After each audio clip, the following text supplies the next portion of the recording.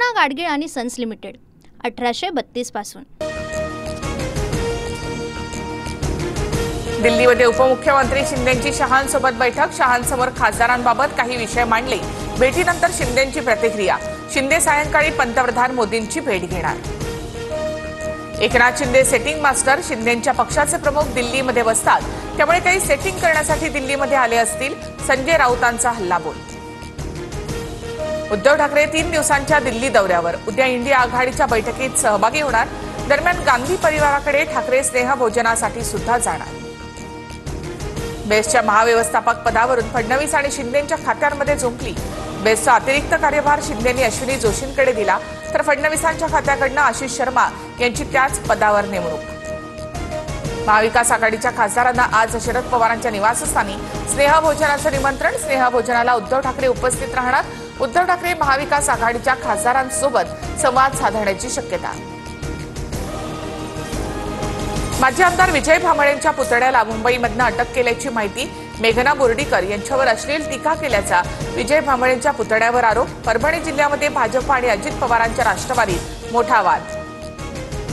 कबूतरखाने वाचवण्यासाठी जैन समाज आक्रमक। दादरमधील कबूतरखाना परिसरात राडा।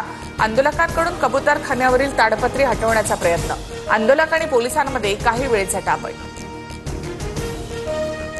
दादर कबूतरखान्याजवळ आंदोलन करणारे लोक बाहेरचे। जैन ट्रस्टची लोक आंदोलनामध्ये नव्हती। आंदोलनाशी जैन ट्रस्टचा काही संबंध नव्हता। मंत्री मंगलप्रभात लोढा यांची प्रतिक्रिया।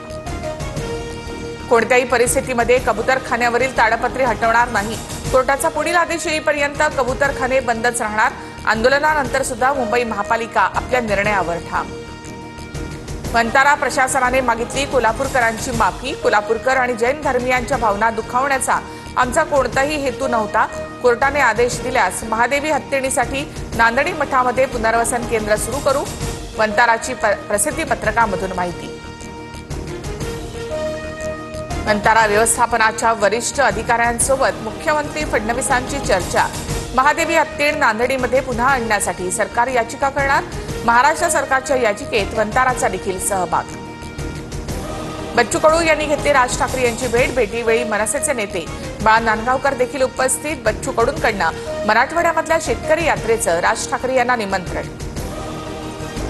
निवडणुकीसाठी व्हीव्हीपॅट मशीन नसेल तर निवडणूक घेण्यापेक्षा भाजप कार्यालयामध्ये शिक्के मारा। ईव्हीएम मशीन असेल तर कशाला निवडणुका लढायच्या अशी भावना निर्माण होते। बच्चू कडू यांची प्रतिक्रिया। आरती साठेंच्या नियुक्तीशी भाजपचा संबंध नाही। भाजप प्रवक्ते केशव उपाध्येंची प्रतिक्रिया। तर केशव उपाध्ये यांच्याकडनं न्यायमूर्ती बहरुल इस्लाम यांच्या नियुक्तीचं उदाहरण।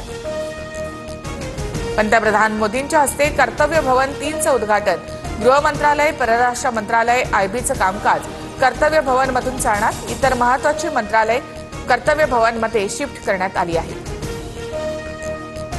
अमेरिकेमध्ये अदानींच्या विरोधात सुरू असलेल्या चौकशीमुळे पंतप्रधान मोदींचे हात बांधलेले, त्यामुळे मोदी ट्रम्प यांच्या धमक्यांच्या विरोधात उभे राहू शकत नाहीत। राहुल गांधी यांची मोदींवर टीका। आरबीआयकडून पतधोरण जाहीर। रेपो रेट 5.5% कायम। रेपो रेटमध्ये बदल न झाल्यामुळे गृहकर्ज, वाहन कर्जाच्या हप्त्यामध्ये कोणताही बदल होणार नाही अशी माहिती।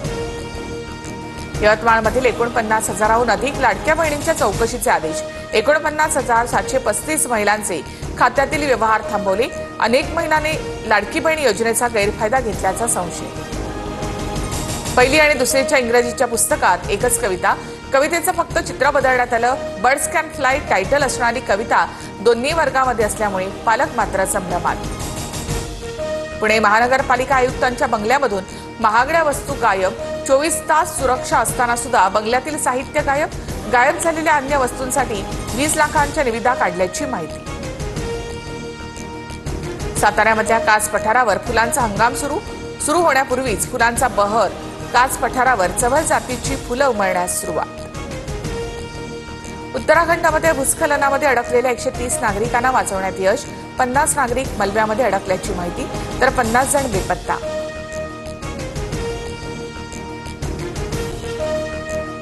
पूना गाडगीळ आणि सन्स लिमिटेड 1832 पासून।